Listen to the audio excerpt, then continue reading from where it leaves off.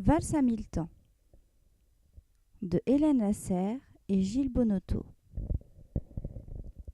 Les lutins domestiques, les elfes de la maison, sont de petites créatures qu'on ne rencontre pas souvent.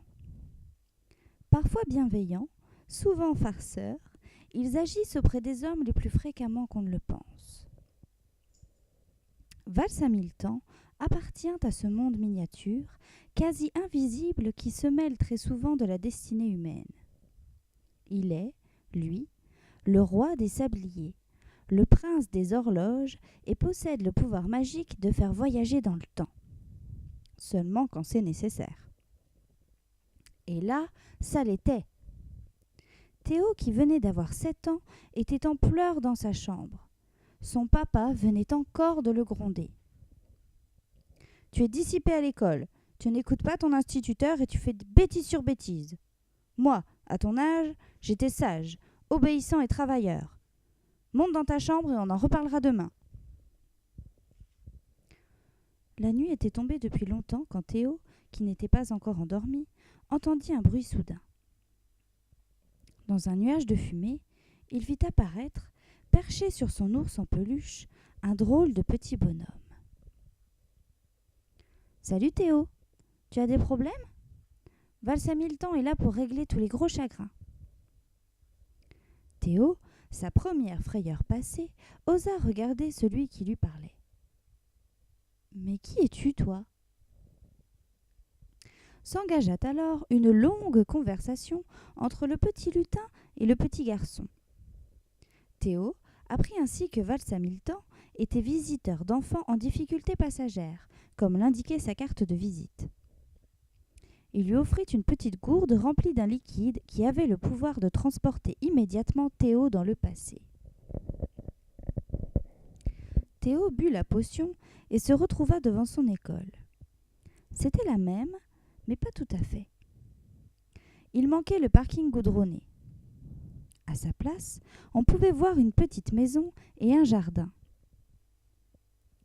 Dans la cour de récréation, Théo ne vit pas le mur d'escalade et les jeux de marelle n'étaient plus peints mais dessinés à la craie. « Ne t'inquiète pas, tout cela est normal. Je reste avec toi dans ton blouson, » murmura Valse à 1000 temps. Comme il n'était pas dans son époque, Théo ne connaissait aucun des enfants de l'école. Pourtant, il lui semblait bien reconnaître des visages. Le rouquin à lunettes qui révisait sa leçon dans un coin de la cour avait un petit air de famille avec le pharmacien qu'il croisait souvent. Et le petit gros qui dévorait un croissant au beurre, ne serait-il pas le boulanger du quartier ? « C'est toi le nouveau ?» lui demanda un garçon qui ressemblait beaucoup à Théo. « Tu vas voir, avec moi tu vas pas t'ennuyer. Je suis le roi de la rigolade, » dit-il d'un air espiègle. Les enfants rentrèrent en classe et Théo prit place à côté de son nouvel ami. « Théo, l'as-tu reconnu ? Ce petit garçon-là, c'est ton papa !» chuchota le lutin qui s'était maintenant camouflé dans sa trousse. Théo ne vit pas la matinée passer tant son père l'amusait avec ses bêtises. Des boulettes baveuses de papier mâché projetées sur le plafond dès que le maître avait le dos tourné, des dessins dans la marge de ses cahiers et pour clore le tout, un 0 en dictée. Pour une surprise, c'était une surprise. Qui aurait pu croire qu'un papa aussi sérieux ait pu être aussi dissipé quand il avait 7 ans ? À la cantine, le papa de Théo organisait avec quelques complices un sport pourtant défendu. Le lancer de petits pois. Et à la récréation, il embêtait les filles. Tout de même, il exagère, songeait Théo. Quand je pense qu'il me demande toujours de bien me tenir à table et de ne pas taquiner ma sœur. C'est parce que maintenant qu'il est adulte, lui expliqua Valse à 1000 temps, qui lisait dans ses pensées. Il a oublié. Les grandes personnes sont ainsi. Elles veulent toujours être exemplaires pour leurs enfants. Exemplaires ?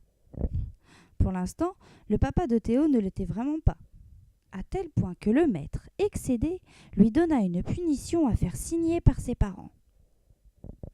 À la sortie de l'école, le papa de Théo ne faisait plus le fier.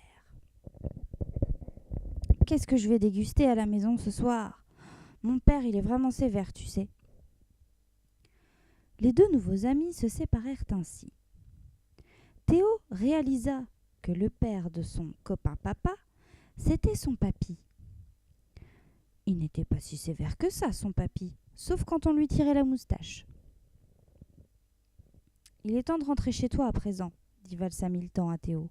« Et moi, j'ai à m'occuper de ton père comme je l'ai fait pour toi. » Le lendemain matin, Théo s'éveilla dans son lit. Est-ce que tout cela n'était qu'un rêve ? Il se posait encore la question en finissant son bol de céréales, quand son père, prêt à partir au travail, lui passa la main dans les cheveux en lui disant « Bon, pour hier, on passe l'éponge. À ce soir, bonhomme !» Quand Théo arriva dans la cour de récréation, il vit un nouveau qui lui ressemblait beaucoup